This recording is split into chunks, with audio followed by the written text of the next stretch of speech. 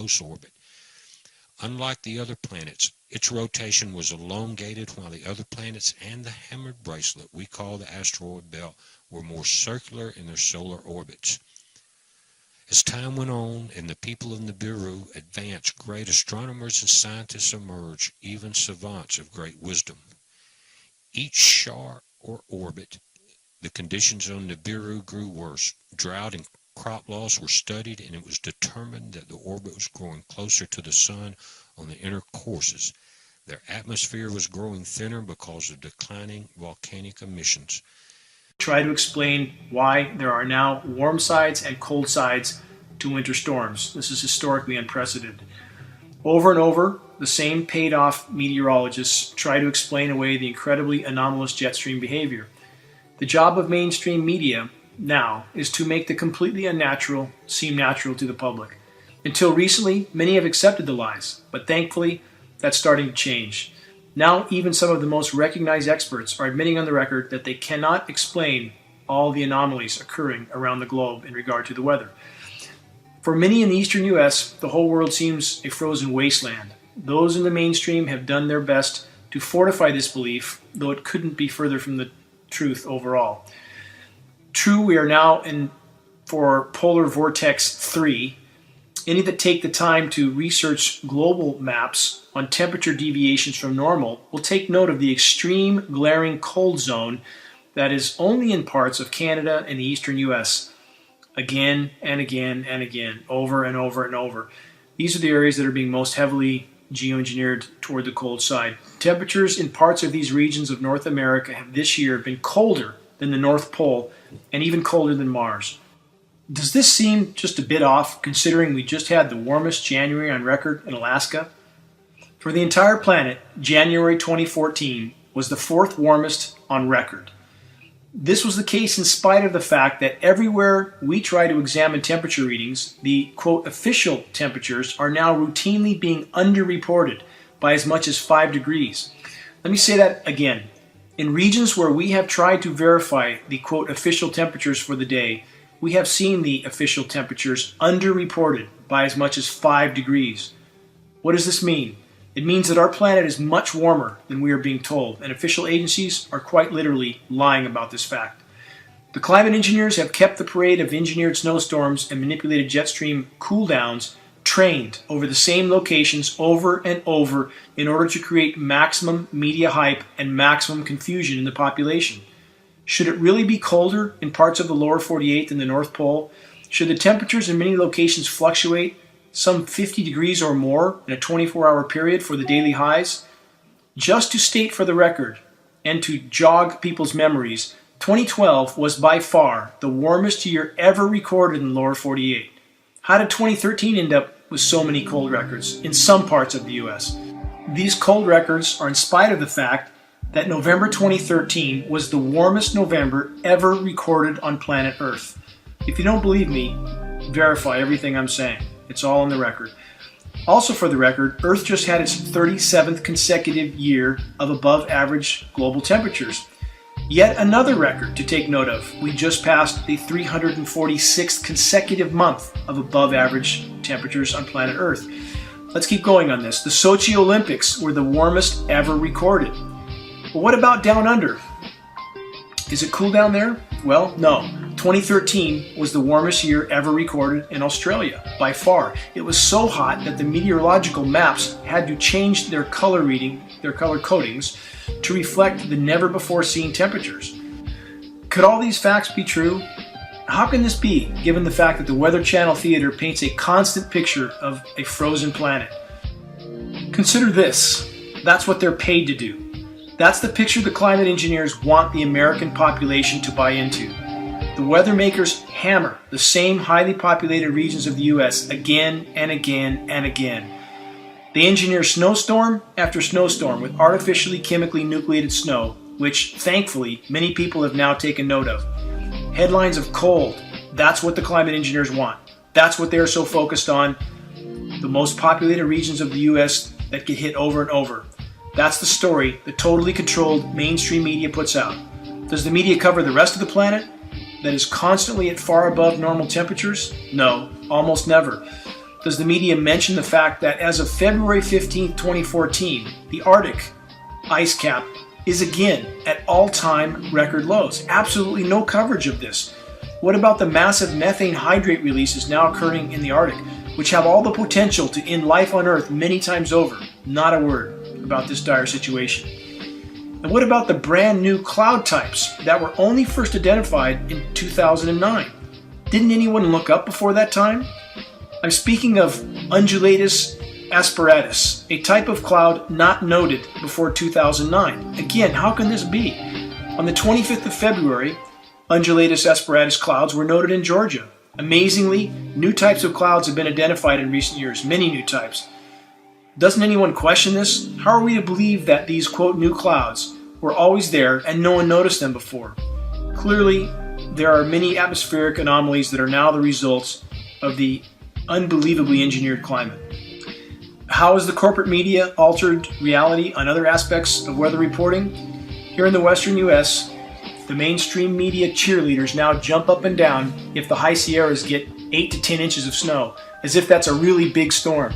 In years past, such a small amount of snow could be considered a dusting. In previous decades, the Sierras would commonly get storms that measured snow in feet, not inches. Californians are fed lie after lie after lie from the media about the drought being a part of a, quote, natural cycle. I would ask, what's natural about a global climate modification program that completely alters the Earth's natural systems? What is natural about the drought-creating effect of these programs?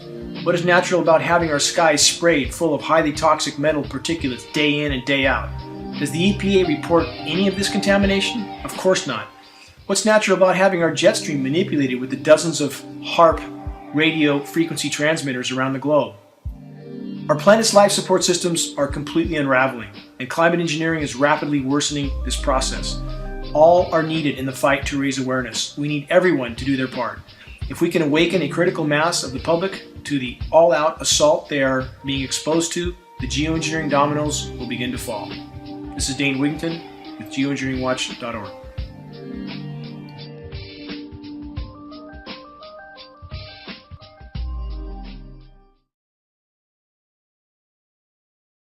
Weather that we're having around the world in New York, these incredible cold spells that we have had. Who had ever heard of the vortex in New York, right, before that weird weather?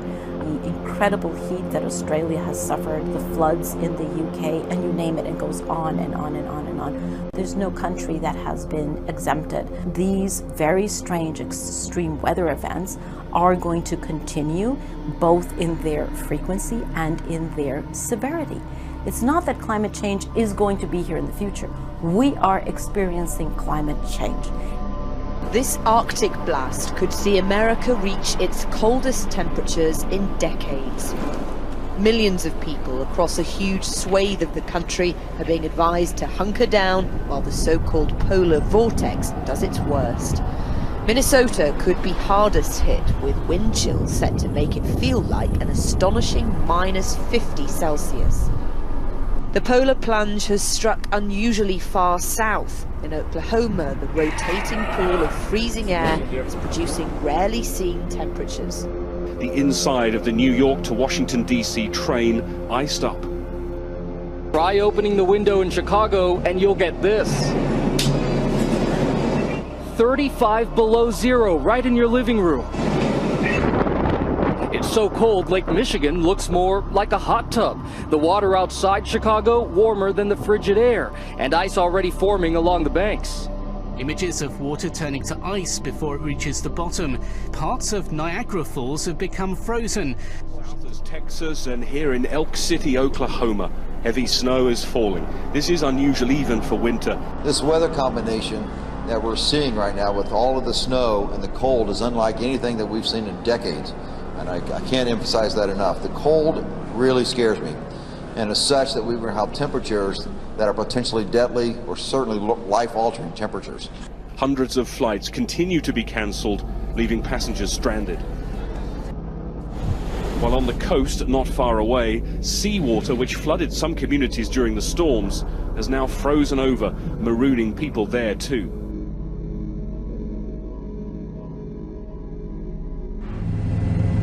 Severe, pervasive and irreversible. Words used in a new UN report about the likely impact of global warming. Amid extreme weather worldwide, experts say the health, economic prospects and food and water sources of billions of people are at stake. It's everything from droughts to rising sea levels. We're not in an era where climate change is some kind of a future hypothetical. We live in a world where impacts of climate change are widespread and consequential. We see impacts from the equators to the poles and from the coast to the mountains. There's no question that we live in a world that's already altered by climate change.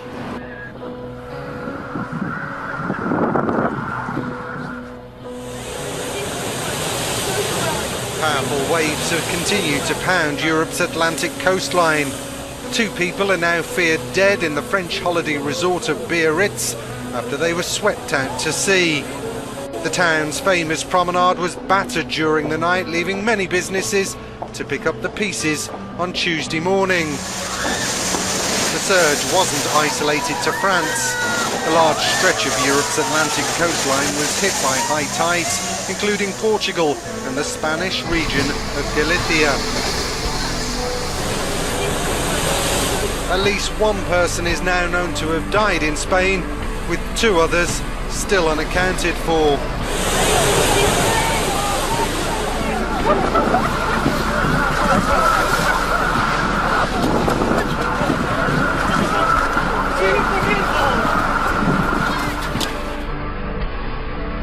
In Portugal, this amateur footage showed one man's desperate attempt to save his car, just managing to escape in the nick of time. Elsewhere, near the capital Lisbon, the swell was so bad, huge pools of foam like this started washing up along the shore.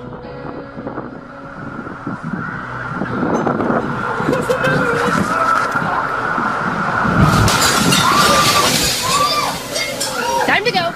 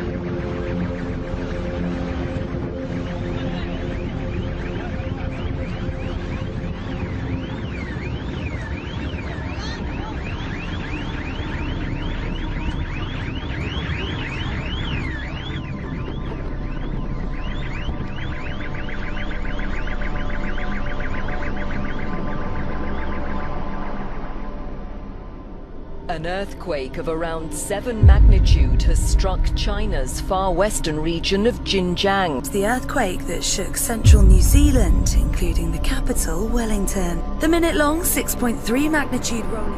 Thousands of residents woke with a bang this morning after a series of earthquakes rocked the state. Many have told of their fear and confusion as the shockwaves rumbled through the suburbs. Tremors and shakes were felt right across Metro Adelaide. We have very few this close to Adelaide that are of this magnitude, so it is more unusual. South Carolina and Georgia got a bit of a shake last night. An earthquake with a preliminary magnitude of 4.1 shook homes and rattled residents' nerves. It's the second largest earthquake to ever hit the state. A 6.9 earthquake hitting off the coast of Eureka. Already 4 aftershocks. Chile has ordered an evacuation of parts of its northern coast following an earthquake with a magnitude of 7.0 jolted an area 35 kilometers north. Whoa! Oh, earthquake. Big earthquake right now. Big earthquake.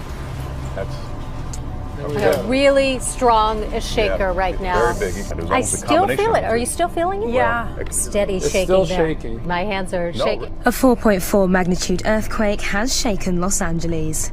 This is the second quake to hit the state in a week. This is the strongest quake to hit the city since the last aftershocks of the 1994 Northbridge quake. The United States Geological Survey said there could be a 5% chance of another strong quake within the next 3 days. Local residents in Nova Scotia and New Brunswick woke up to a bit of a surprise when a giant fireball illuminated Canada's skies early on Tuesday morning.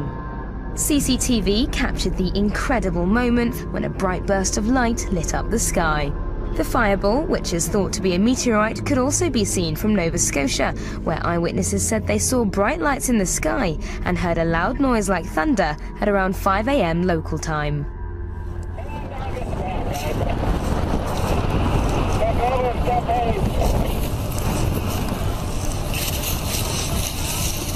Alpha 6412, what do you want?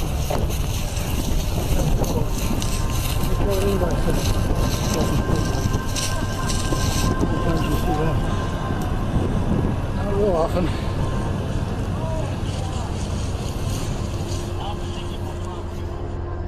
There's like a mudslide and everything's gone. The houses are gone.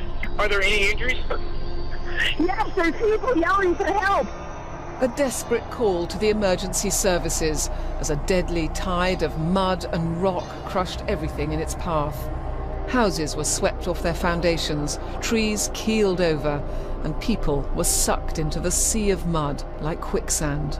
24 people are confirmed dead and 170 others are still missing. It's believed a small earthquake may have triggered the tragedy. It's like a war zone up there. People finding children, people finding babies. And while the task of finding bodies is already so grim, some have had the even more unimaginable trauma of finding only partial remains. The slide hit with such force that oftentimes the rescuers are not recovering full intact victims. Massive turnout by the emergency services personnel going through their districts, checking. A lot of rolling going on down here. My family lives down here. We might be experiencing, I should say, an earthquake here. And seismologists are particularly worried about this quake because they think this fault may be reawakening. We haven't heard from this particular fault, they don't think, in several decades. The reason they really don't want to see this fault wake up again, it runs right through downtown LA. Yeah, the second largest city in the country, Ryan. This footage shows a rare tornado that ripped through Northern California, damaging dozens of homes, while debris smashed windows and ripped holes in walls, and left residents of the city of Roseville in shock over the unusual event. 7.8 magnitude quake hit the northern part of Yellowstone National Park in Wyoming. It shook the ground at about 5:30 this morning, California time. It was felt in towns along the Montana-Wyoming border, including West Yellowstone. This morning, tsunami sirens blaring. Chaos as an 8.2 magnitude earthquake rocks the coast of Chile, driving almost 1 million people to evacuate their homes. Fires burning after a 6-foot tsunami followed the quake. The shockwaves were felt hundreds of miles away, shaking buildings as far away as Bolivia and Peru. People are dead and many more injured. For the past 7 days, more than 1,700 earthquakes worldwide. We do still have tsunami advisories. The earthquake even triggered microscopic seismic measurements in New York's Central Park. There have already been more than 24 aftershocks. In just the past 2 weeks, hundreds of earthquakes have been shaking Chile's far northern coast. Just about 24 hours ago, there has been another strong earthquake off northern Chile, and the emergency office there has ordered preventive evacuation of the coastline in the north of the country. There's a quake magnitude 7.4 offshore. Latest official report on climate change that says it is underway and we are already suffering the effects. Here in Australia, air and ocean temperatures are increasing, with waters off our east coast amongst the fastest warming in the world, and deadly algal blooms, and rainfall is expected to decline across southern New South Wales and Victoria. We should have 5 seasons in Australia, adding a second spring, basically shortening autumn and winter by 2 months. The dangers of climate change are set to get much worse. Australia can expect more intense rain and drought, greater bushfire danger and worse cyclones. Warming across every state, every territory and every season in Australia. It's the superstorms bringing nations to their knees. The searing sun turning the earth into a tinderbox, leaving the ground cracked by drought, and the crashing waves of rising seas. But it seems this extreme weather isn't random. A UN report says this is climate change, and things are only going to get worse. We have reasons to believe that if the extent of climate change continues to increase, then the very social stability of human systems could be at stake. Today's report is somber reading. Rising temperatures and changing weather could mean more crops fail, so food is scarce. Wildlife will face extinction. Rising sea levels could make water undrinkable, with flooding forcing millions from their homes. And the threat of war will rise as people fight for resources. Okay, we just found this out here in the middle of the lake. What the fuck is it? So foggy. Alright, I'll touch it. Okay, touch it. Oh, did you see it? Slimy? Yeah! You need a stick or something. So, what the fuck is it? Touch it. Gross. Gross. Oh, weird. What if it's like a disease? What if it's some of those clams you were talking about trying to find some shells? Might be. You don't just see shit like this, man. Let's get a close-up on it. It melted the ice. I know, dude. That's what's weird about it. Maybe it was aliens, dude. It is alien eggs.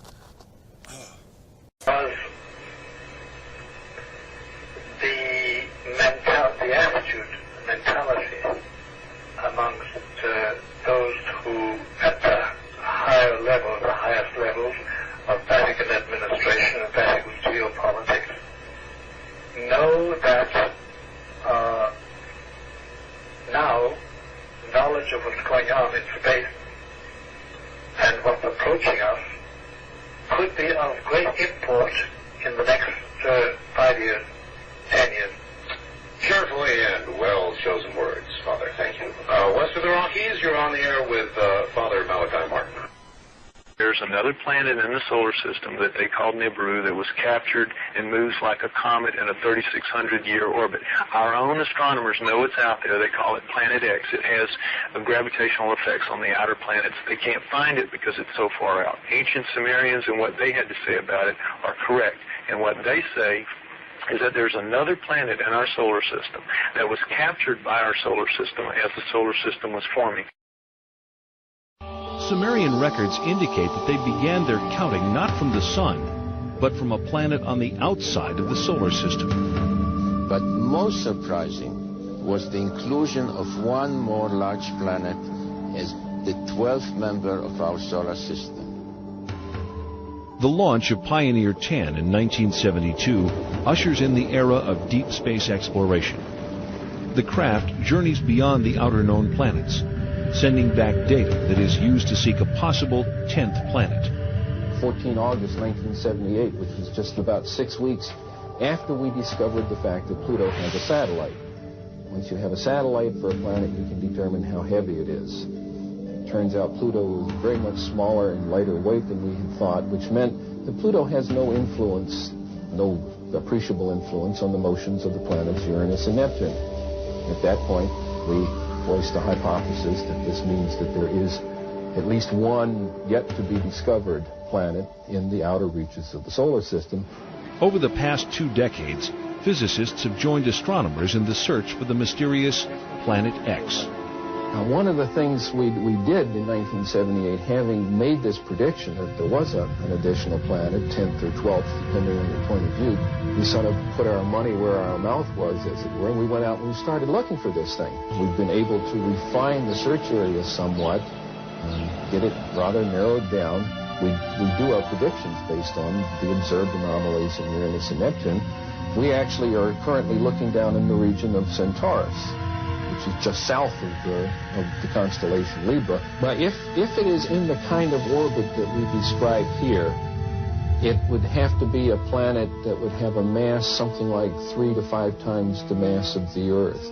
This would put it intermediate between the gaseous planets like Uranus and Neptune and the terrestrial planets that we we have in the inner part of the solar system. So if this planet turns out to be in a 3,600-year orbit, then its mass will be correspondingly larger. This one here is a map of the solar system as we know it. The inner planets, this is the orbit of planet Pluto. And this here is the orbit that I have proposed for the 10th planet. And here's where we think it is right about now in its orbit. If Planet X exists, we are not alone.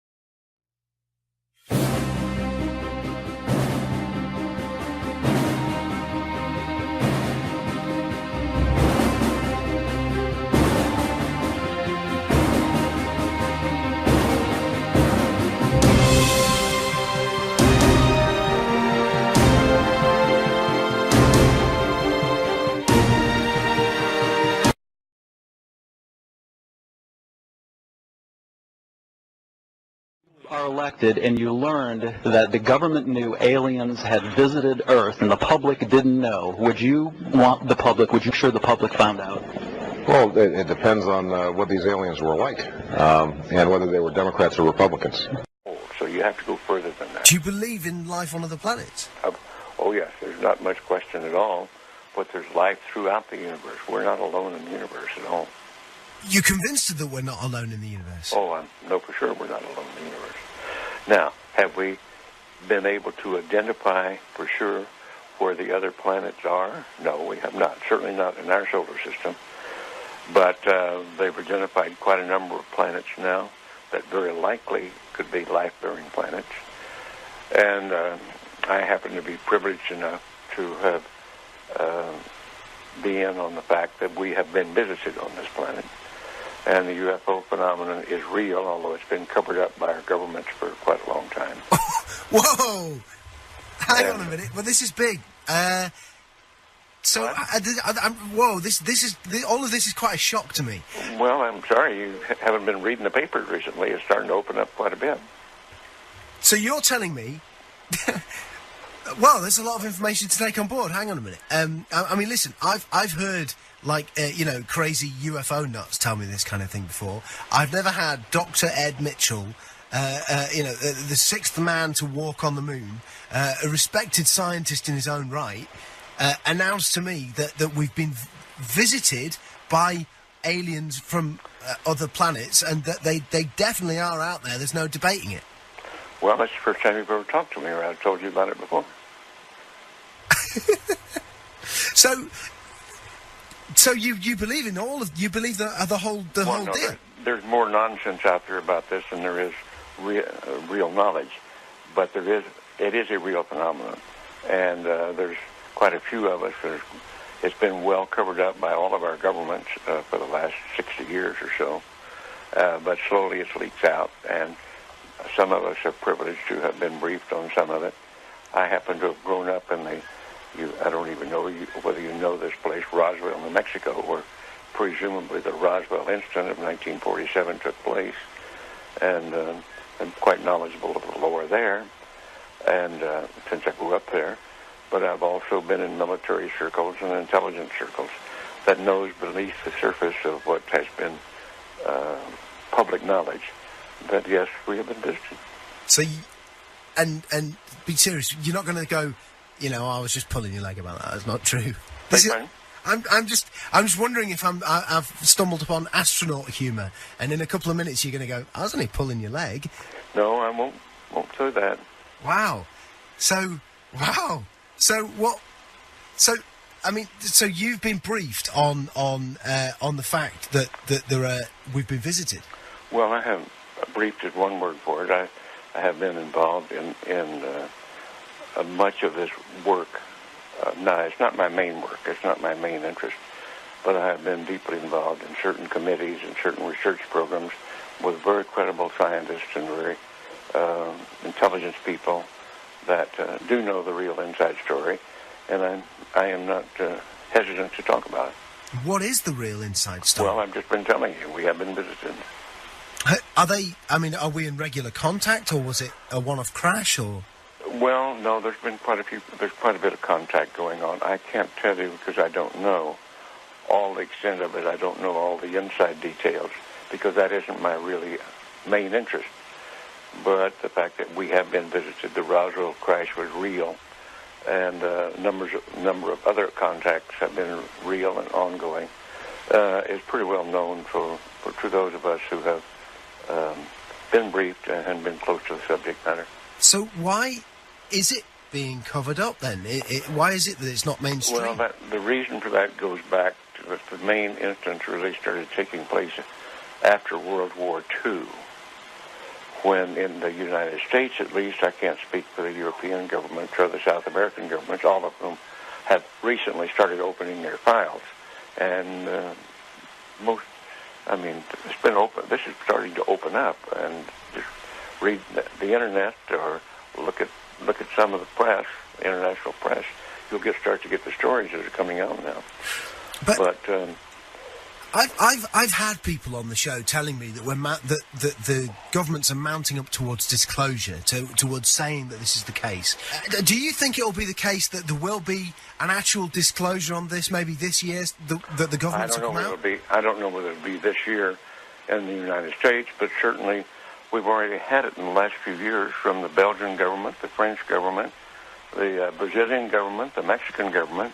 They've opened their files and admitted that they had the files. Right, okay, let me get my head together. Okay, listen, here's what I know. I've had people on the show talking about the fact that the Catholic Church has said belief in life on other planets doesn't compromise your Catholicism. Of course, that just happened recently. Yeah. In association with a major release, I believe, of the British government, some of the British government files.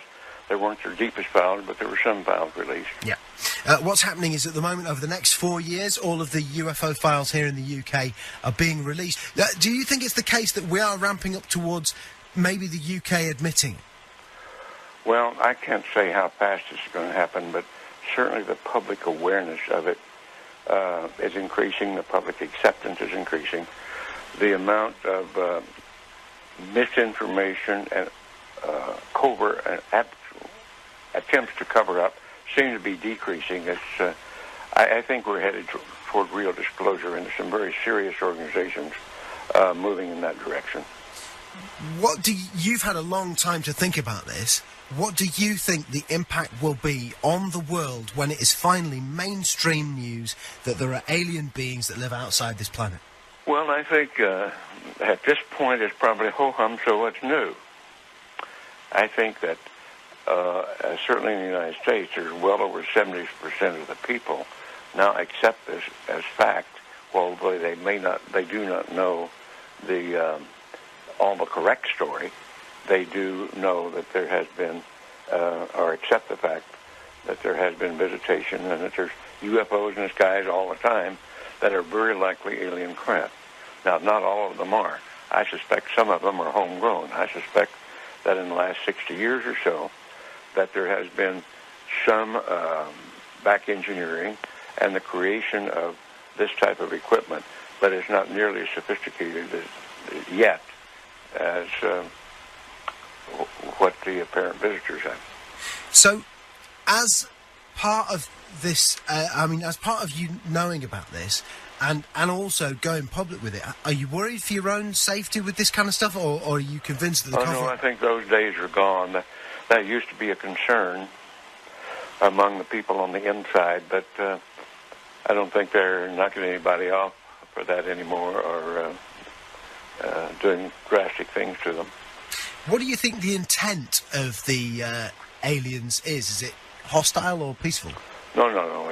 It's not hostile. It's pretty obvious that if it were hostile, we'd have been gone by now. Really? I mean, what? We could have been. Wow. We had no defense, if that's what their real intent was. And what are we talking? What do they look like? Are we talking like, the traditional sort of... You've seen some of the pictures. The pictures that I know of, some of them are these little people that look strange to us. As far as I know, from my contacts that have had contact, that's pretty accurate. Wow. Do you think other people who were involved in the moon landings know about this? Some of them do. But again, it's like other people. If you're interested enough to dig into it and want to know about it, you can know about it. Because, man, listen, I know you're a busy guy, and I know there's other people who need... Yeah, this phone, they're not leaving me alone with this other phone that's ringing all the time, and I'm by myself here. This has been easily one of the most significant conversations of my life. Unbelievable. I want to thank you for joining us. You man.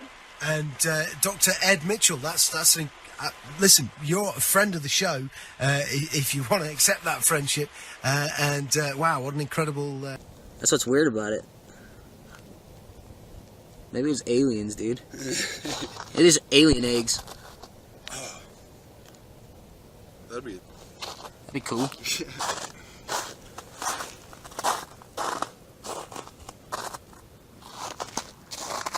What do you think, Jordan? I don't know. I don't know what to think. I want to touch it again. It's so foggy out. Oh, ew. I wonder if it's getting even... Yeah, you can't even see out there.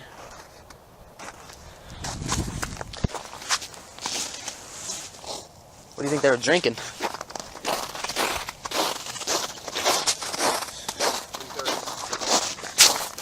Yeah, it looks like it.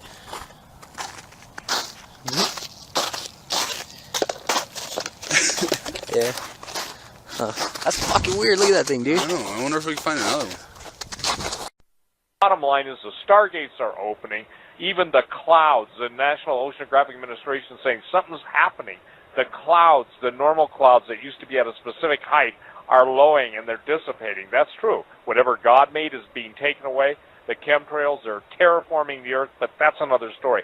How do the aliens fit in? Just do a 5-minute, 10-minute thing, because I don't think people understand that when the Vatican made its, you're going to love the word, quantum shift, to now embrace what they usually teach are demons. And by the way, I was in contact with one of the most prominent sorcerers, an elderly gentleman for the Vatican, so I know from his position what he sees taking place. But so this is a quantum change. Chris dealt with Jerusalem being a critical part of the move, but also how do the aliens fit in? And I'm not trying to take away from Petrus Romanus, but my guess is that they're kissing cousins, okay?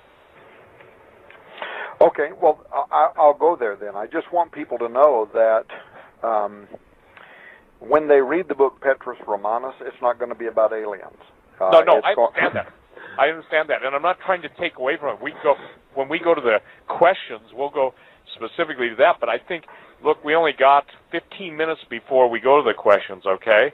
And okay. I'm getting emails asking me to ask you that, because there are people that have listened to you, are now being, introduced to Chris, but have listened to me, and they're saying, okay, I'm starting to get it now. So if you just want to take 5 minutes, that's all I'm asking. All right, I'll do that.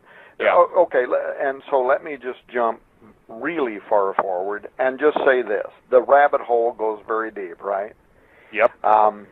And I will do published work on this probably this year, in which I'm going to show the world interdisciplinary works from the Vatican, in which they are explaining how mankind could soon be evangelized.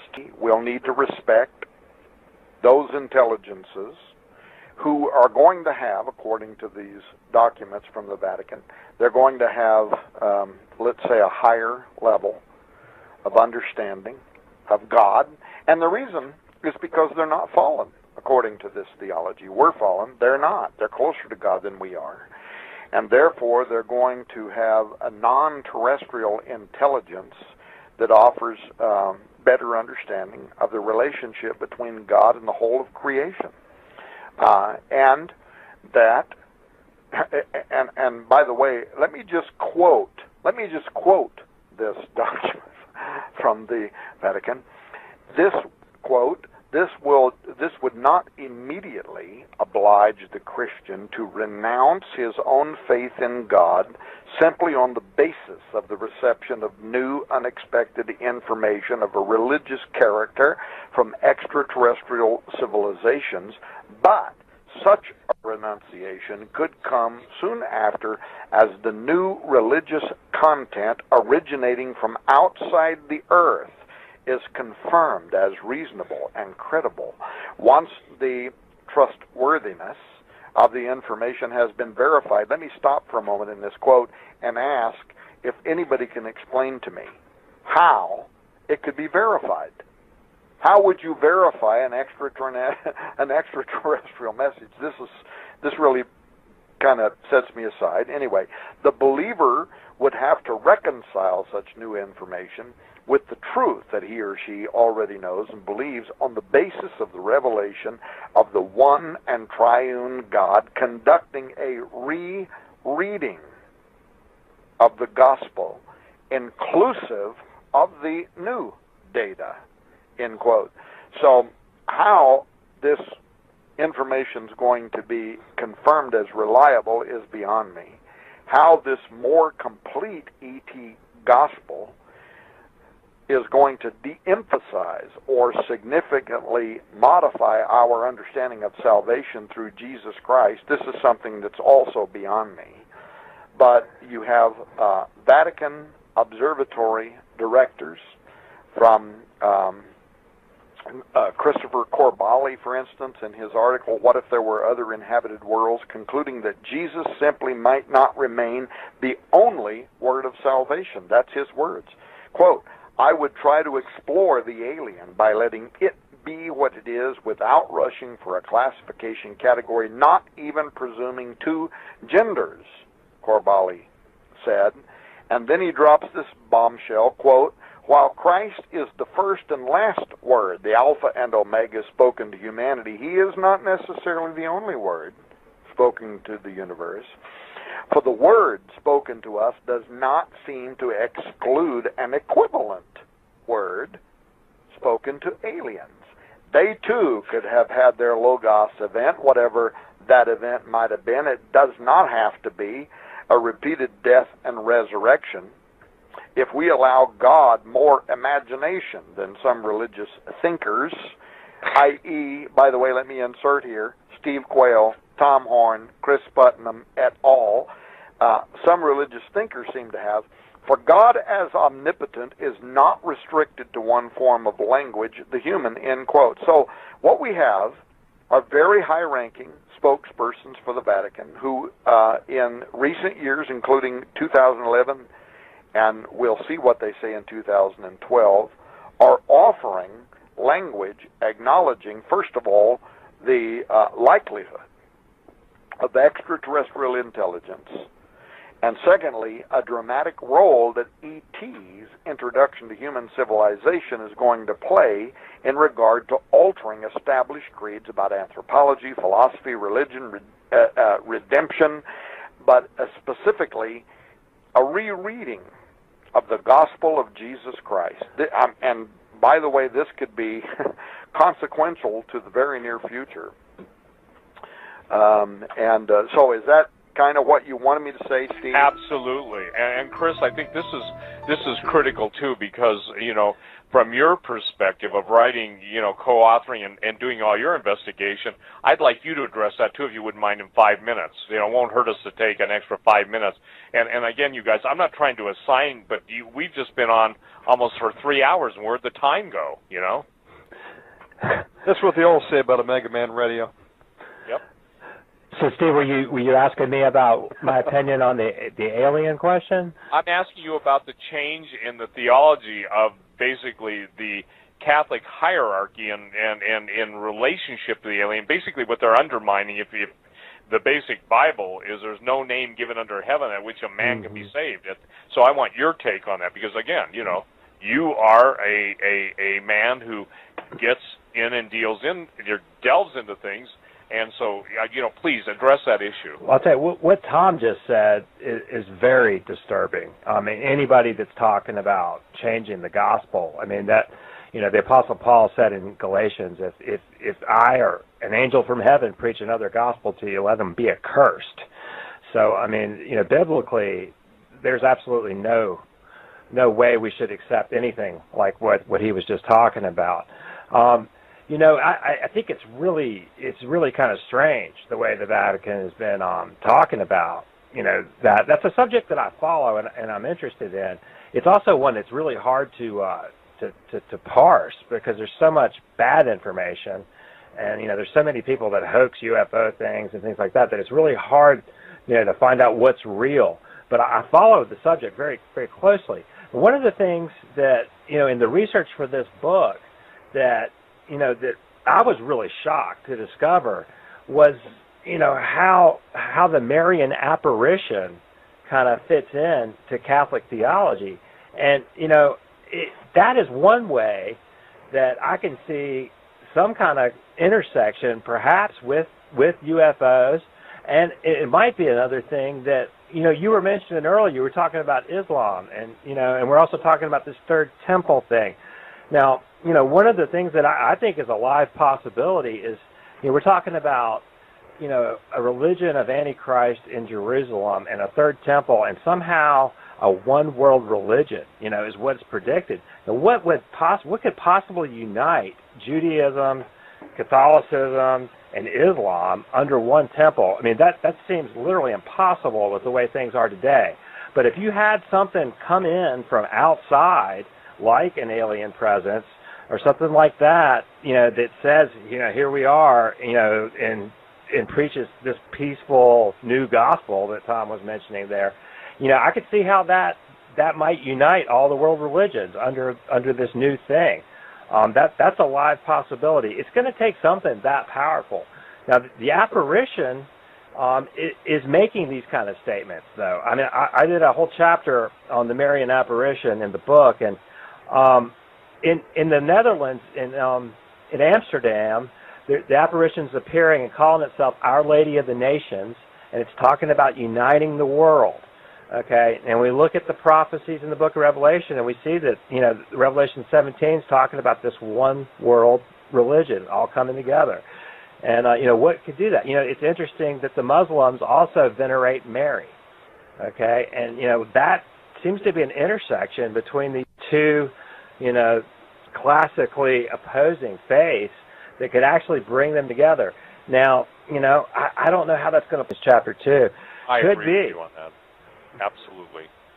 Hey, Chris, one thing you might factor in, too, I think is fascinating. Fatima, the visions of Fatima, which is obviously a city in Portugal, but what is Muhammad's daughter's name? Yeah. Right. Right. So I made this statement, you guys, and of course, you know, obviously my fans didn't appreciate it 15 years ago, but I said I can literally see how that's going to merge together, because, look, you've got the whole concept. You've got the Islamic, and boy, I wish some of these generals in our Pentagon would get their acts together, because they don't understand the theology, the ideology of Ahmadinejad, when he believes that if it's his exact words were, if 50 million Iranians have to be martyred to bring on the Imam Mahdi, then so be it. Well, now you've got everybody working together, so I think it's fascinating, okay? Just that I don't believe there are any coincidences. And remember, you quoted Galatians a minute ago, and what's neat, Chris, about that, that's the only time I see Paul saying something twice. He says, let him be accursed. Again I say unto you. Remember that? Yeah, he does. That double, if you will, in the mouth of 2 or 3 witnesses, let every word be established. But that doesn't happen that much in either the Old or New Testament. And when it does, I mean, it's like God saying, listen, I have esteemed my word above my name, and he's putting his hallmark on it. So I just want to throw that in, because obviously, look, there are seducing spirits. There are people that literally believe, they sit down in a seance, call up the spirit of Uncle George. It's not Uncle George. The Bible teaches give a man once die and once a judgment, but it's a familiar spirit, a spirit that is familiar with them. So now, Tom, and I think that, boy, I wish we could do another show on Stargate, you guys, because here's the thing.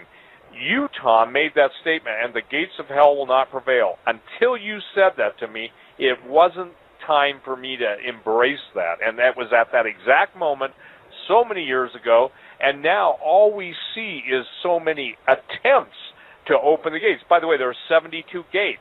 There are 72 stargates. There are 72 goetic demon gates. There are 72 ionospheric heaters like HARP. We're seeing all the 72. And for the record, there are 72 fusion centers in the United States, okay? The combination of all the intelligence gathering and law enforcement, 72. That number is throughout. So I think, Chris, the point that you're bringing up is absolutely critical for the people listening tonight. And look, every time I do a talk radio program, and bless you both for coming on, and we'll take the questions or whatever in a few minutes, but I know this. I know, what can I say to the people? And this is how I get to the bottom line, you guys. It may sound not the right way to say it, but if I could say to the people of God, and I knew that today was my last night, what would I tell them? That's what I try and bring into a conversation like this. And Tom, that's why I took you to the bottom line, okay? Sometimes as researchers, I mean, Gentlemen, excuse me 1 second, please. Folks, so we're going into the 4th hour to hear it.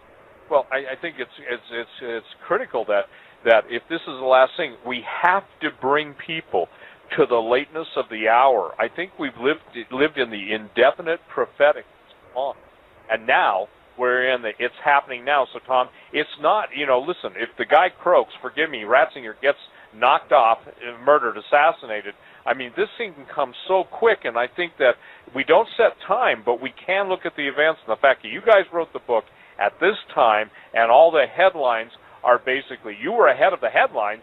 That has to tell me that the time clock is punched and we're on accelerated events being fulfilled right before our eyes. Hey, Bruce, let's take a break now, and then that'll be our last break before the end of the show.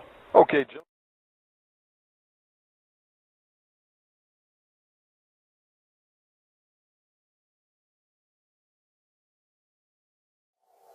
Now, an exoplanet is simply a planet outside our solar system. And to put this recent discovery in context, I thought it would be good to review the history of the discovery of exoplanets so far. The first discovery of an exoplanet was in 1992, so really not that long ago, probably within the lifetime of most of the viewers of this video. Now, this planet was discovered around a pulsar. The first discovery of a planet around a star, much like our own, was only 3 years later, in 1995. Most of the planets discovered since then were what we call hot Jupiters. In other words, they are gas giants which circulate very close to their parent star, which of course makes them rather hot, hence hot Jupiters. Out of the other ones, mostly were also gas giants. However, in 2011, so only about 2 years before this video, we discovered the first Earth-sized planet. To think about all this, before 1992, we didn't know if there were any other planets outside our solar system. In other words, we did not know whether or not we would ever discover another world, let alone a habitable one.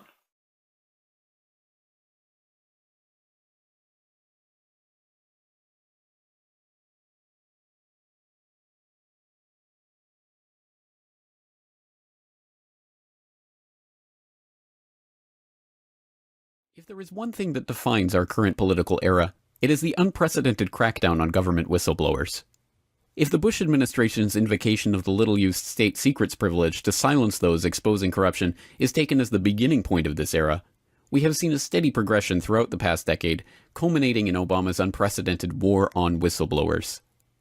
As we have explored previously on the Eye Opener, the Obama DOJ has been relentless in its prosecution of those seeking to shine the light on government fraud, abuse, and criminality.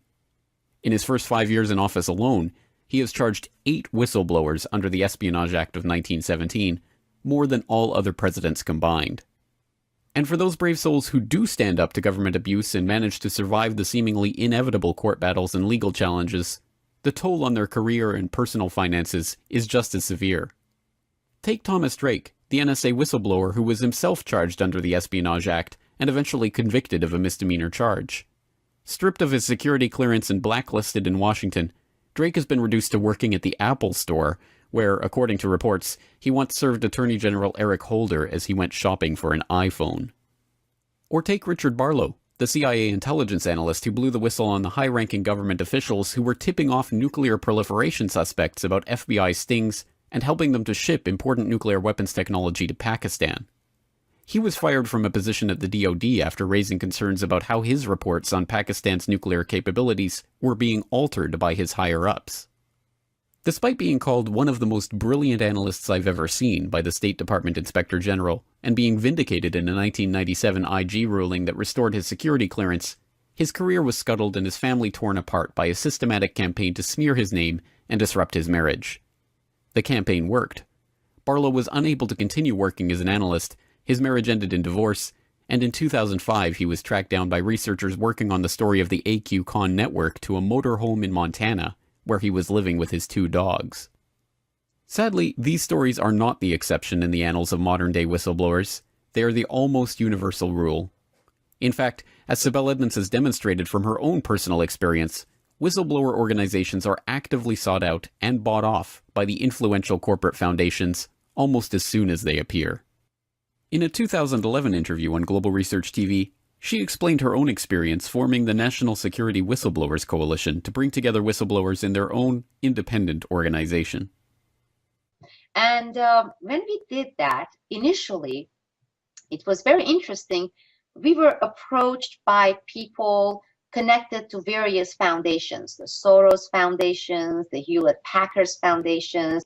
They came and they said, well, what you're doing is great. This will bring lots of publicity, all these whistleblowers banding together, but you need to do it more professionally, like Pogo does. And these are the same people who've been funding Pogo and Gap. You need to have a PR person in-house. Sibel, you are not a PR person. You have no idea what PR is. And I didn't really, at the time I didn't. Oh, you need to have analysts. You need to have board of directors, board of advisors. I said, well, we are each other's advisors. We have gone through the experience. And interestingly, none of these organizations have any whistleblowers in their board of directors, board of advisors. They are whistleblowers organizations without any really whistleblowers within their organizations. And then you need to do fundraising so you can have office, because if you have raised your voice this much without having these elements, imagine how much more you can do, how much more power you can have with the Congress. It all sounded good, but very quickly I realized that these money, that these carrots that they were dangling before our nose, these foundations, came with a bunch of strings and attachments. Because as I was talking with these people, with foundations, I was adding more whistleblowers. And in one case, one whistleblower from Clinton previous administration joined the coalition who had blown the whistle on Al Gore and some narcotics-related issue case within the Drug Enforcement Agency, DEA. When I added this particular whistleblower, and he's still there on our list, these foundation people came and they said, why are you adding the Clinton administration whistleblower? Right now we are focused on Bush administration. This is distraction, and you should just limit to all these current wrongdoings and don't get into all the Clinton stuff. And basically, this was just one example of many. Why are the heathen and sheathen so afraid of Nibiru? Could Mezmur Dawit Be'Lisane Ge'ez? Because it represents God and the throne of God. Now you see this word right here? This is Beru. Now the whole verse is Sikre Sehabo Lewelda Hayal Beru, where Bitzaho Iska Lemot. Right, now this key word right here, right? Beru. Now go through Nibiru, right, in Ge'ez or in Ethiopic. Check that video out. I basically talk about this. I'm giving it to you right here from the Kedase Mariam, or Mariam's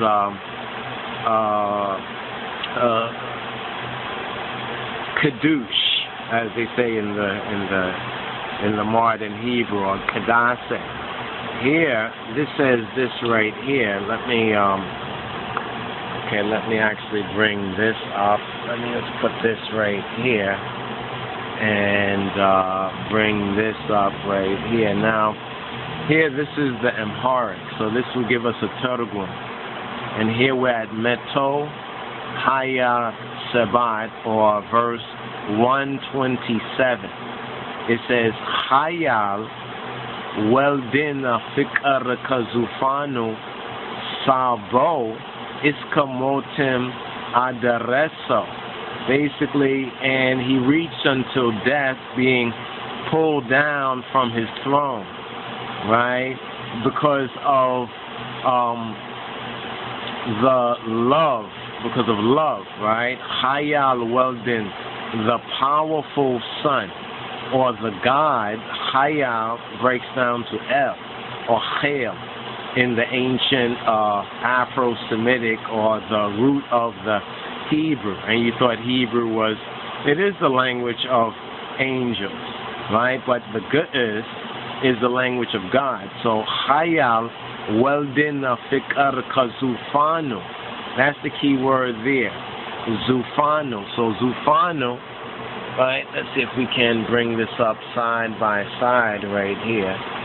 Right? Is this particular, so when this is worn down, it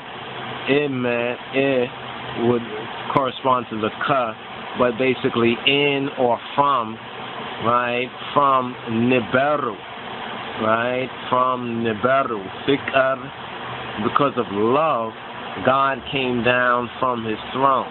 And now in judgment, he is bringing his throne near.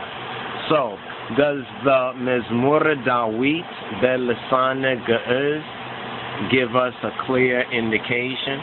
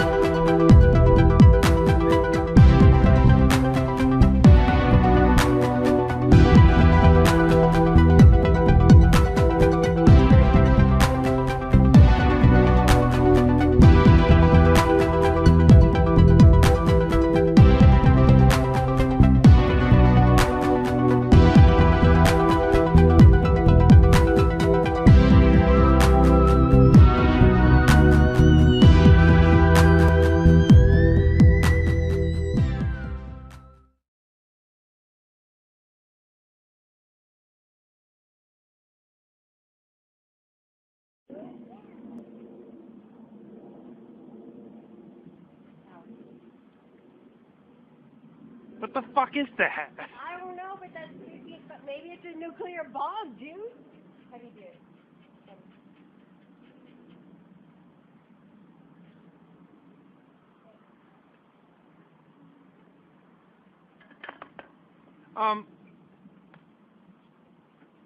What the fuck? That's so creepy.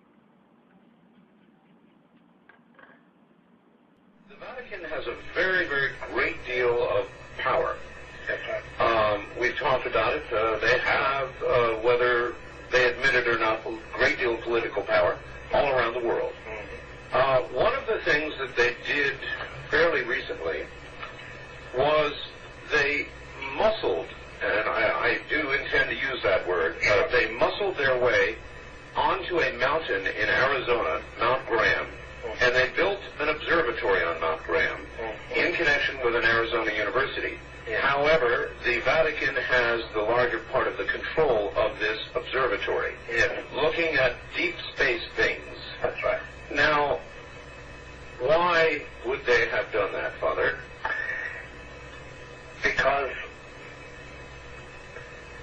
the attitude, mentality amongst those who, at the higher level, the highest levels of Vatican administration and Vatican geopolitics, know that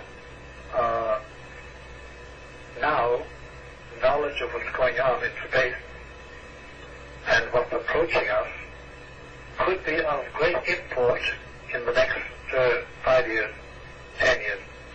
Carefully and well-chosen words, Father. Thank you. West of the Rockies, you're on the air with Father Malachi Martin. There's another planet in the solar system that they called Nibiru that was captured and moves like a comet in a 3,600-year orbit. Может ли небо упасть на Землю? Вопрос уже не актуальный. Прогрессивное человечество ждет более грандиозного события – падения на Землю другой планеты. Конечно, не в прямом смысле слова, но планета Нибиру подлетит к нам так близко, что последствия могут быть катастрофическими. Дело в том, что Нибиру, или как еще ее называют планета X, гораздо крупнее Земли, а значит ее гравитационное поле гораздо сильнее. Его разрушительное влияние мы почувствуем в конце 2012 года, когда сближение будет максимальным. Как следствие, изменение наклона нашей планеты, а соответственно и полюсов, глобальное похолодание там, где сейчас тепло, и очередной всемирный потоп. 2/3 населения нашей планеты попросту погибнет. Согласно одной из теорий, Нибиру – это планета богов. В древних текстах их еще называли Анунаки, то есть сошедшие с небес. Раз в 3600 лет она якобы появляется, приближается к Солнечной системе, к Земле. Согласно некоторым расчетам, к 2011 году темную планету будет видно даже невооруженным глазом, а 21 декабря 2012 года Нибиру пролетит мимо Земли и засияет на нашем небосклоне яркой красной звездой, словно второе Солнце. Кстати, по случайному ли совпадению или нет, но именно в этот день заканчивает... Про неї знали ще стародавні шумери. Про неї знає і НАСА. Та на уроках астрономії ви не почуєте про неї ані слова. Колись вона вже була тут. Існування невідомої планети забороняють говорити вголос. Нібіру. Ліпше запам'ятати назву цього світила, бо вона наближається. У 72-му році Джозеф Брейді з Каліфорнійського університету помітив, що якась невідома планета викликає гравітаційне безладдя орбіти комети Галлея. І досі замовчують. Жодної програми, жодного документального фільму. НАСА не публікує результатів своїх досліджень. Та зараз мовчати вже немає сенсу. І відомості про червону планету спливають на поверхню. А в травні 2012-го її побачать усі неозброєним оком. У вересні того ж року Нібіра буде схожа на друге Сонце. Тільки...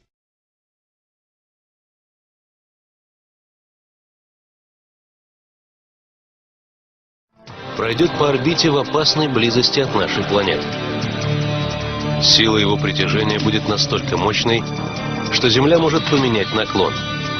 Если это случится, то изменившаяся ось вызовет смену магнитных полюсов. И тогда на планету обрушатся невиданные силы наводнения и извержения вулкана, сметающие все на своем пути смерчи и землетрясения. Это Захарий Ситчин, знаменитый американский ученый. В 1978 году Ситчин делает сенсационное заявление. В Солнечной системе вовсе не 9 планет, как считает официальная наука, а 10. По утверждению ученого, кроме всем известных планет, существует еще одна – Нибиру. Она блуждает в космосе по невероятно вытянутой орбите и проходит через Солнечную систему раз в 3600 лет. К теории Захария Ситчина в научном сообществе отнеслись с недоверием. Астрономы не могли поверить в то, чего не видно в космическом пространстве даже в самые мощные телескопы. Однако уже в начале 80-х, после длительных математических вычислений и построения компьютерных моделей, существование планеты Нибиру было доказано. В 1982 году НАСА допустило существование большой планеты, которой впоследствии было дано название Нибиру. В 2005 году американские астрофизики заявили, что на расстоянии приблизительно в 1 световой год от Земли располагается огромное космическое тело. Но главное, на огромной скорости оно приближается к нашей планете. Небесное тело настолько темное, что ни оптические телескопы, ни другие приборы не в состоянии его увидеть. Зафиксировать загадочный космический объект ученые смогли лишь 2 года назад, когда на земную орбиту вышел новый сверхмощный инфракрасный телескоп. То, что увидели астрономы на расшифрованных снимках, сделанных с телескопа, надолго повергло их в шок. В черной пустоте космического пространства четко угадывались очертания огромной планеты. Сомнений уже не оставалось. Это Нибиру. Инфракрасный спутник, который действительно засек объект достаточно больших размеров, и ему удалось этот объект не только засечь, но и как-то зафиксировать, сфотографировать. После изучения параметров и траектории движения гигантской планеты, ученые пришли к неутешительному выводу. Нибиру больше Земли в 5 раз. Но самое страшное, через 3 года она может пролететь в нескольких сотнях километров от Земли. Находясь так близко к нашей планете, она запросто сможет сорвать с нее атмосферу. Ученые выяснили, что однажды Нибиру уже погубила другую планету. Оказалось, что 16 миллионов лет назад в нашей Солнечной системе существовала планета Фаэтон. Она располагалась между Марсом и Юпитером. Теперь на ее месте пояс астероидов. Ученые считают этот пояс не что иное, как осколки древней планеты. По словам астрофизиков, скорее всего, Нибиру столкнулась с Фаэтоном, когда она в очередной раз проходила через Солнечную систему. После такого удара планета разлетелась на куски. По словам ученых, правительство просто скрывает от человечества правду, чтобы не вызывать панику. Представители всех военных разведок мира эту информацию о том, что Нибиру может принести значительный ущерб, урон, разрушение и даже гибель жителей Земли, имеют. А не разглашается эта информация и не становится достоянием общественности только лишь потому, что НАСА и все эти структуры хотят спасти достойных представителей Земли, спасти всех они.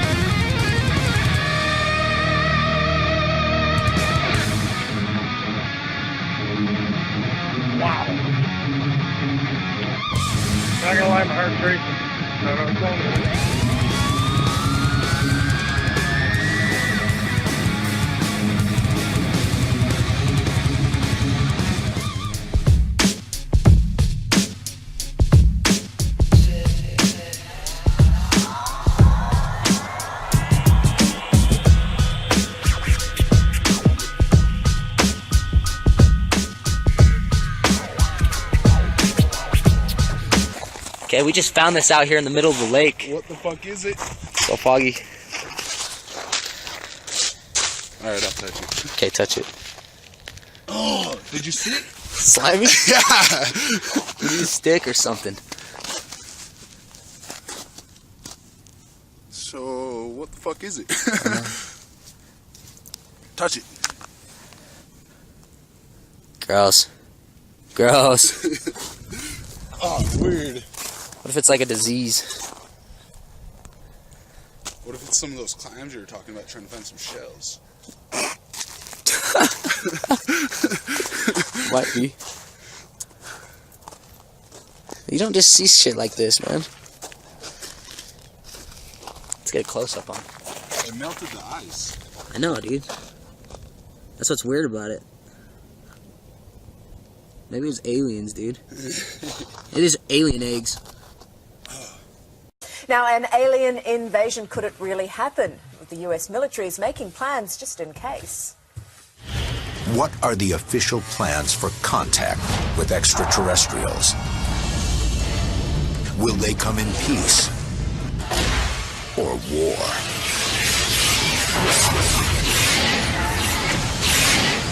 And what can humanity do in the face of alien invasion?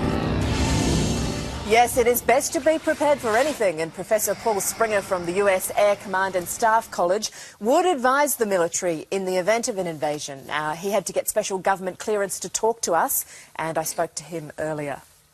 Paul, it's an incredibly difficult thing, isn't it, to plan to fight back against an enemy we would know absolutely nothing about? Well, that's absolutely true, but at the same time, we make all kinds of contingency and war plans against enemies that we never expected to face in combat. And so the idea that maybe the enemy will have something technological or doctrinal that we've never foreseen is something that we try to plan for any way that we can. Well, obviously, if we did get invaded, these aliens would be much more technologically advanced than we are because we didn't even know they were there. How would you go about fighting an enemy that was just so infinitely superior in technology? Well, the first thing you'd want to try to do is preserve your forces as best you could. You would want to learn as much about the enemy as possible, and that would mean things like trying to find vulnerabilities, trying to capture technology, but survival is your first priority, because if you send all of your forces into the field and have them destroyed by that superior enemy force, then when you do find a vulnerability, you won't have any opportunity to exploit it. What do you think would be the alien plan? What would they do first? That really depends on why they're here in the first place. If they're here for the extraction of a specific resource, for example, they might want to just eliminate any resistance that might block them from their objective. If, on the other hand, their goal was actual occupation and conquest, then they would probably have to prioritize anything that they perceive to be a threat to their own dominance. And so that would probably start by wiping out as many communications networks as possible and eliminating as many weapons as might represent some form of threat either to them or to the resources that they're trying to extract. So they might very well want to counter every nuclear weapon, not because it represented a threat to them, but because it might destroy whatever they're here to collect. Is this something, this kind of planning, that governments around the world do consider? It is, in the same way that governments do plan for any future potential calamities or conflicts. This is the type of thing that, because it's neutral, you're not provoking a fight or assuming a fight with a country that you might want to maintain a good diplomatic relationship with. If you insert aliens... You are elected and you learned that the government knew aliens had visited Earth and the public didn't know. Would you want the public, would you sure the public found out? Well, it depends on what these aliens were like, and whether they were Democrats or Republicans. That's what's weird about it. Maybe it was aliens, dude. It is alien eggs. That'd be cool.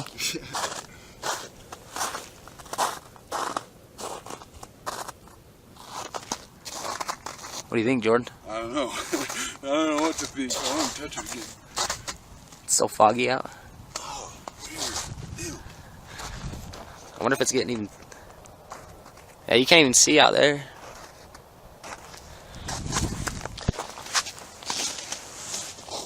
What do you think they were drinking?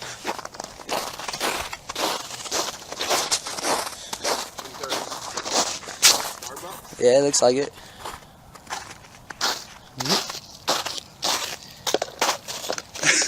Yeah. Huh. That's fucking weird. Look at that thing, dude. I don't know. I wonder if we can find another one.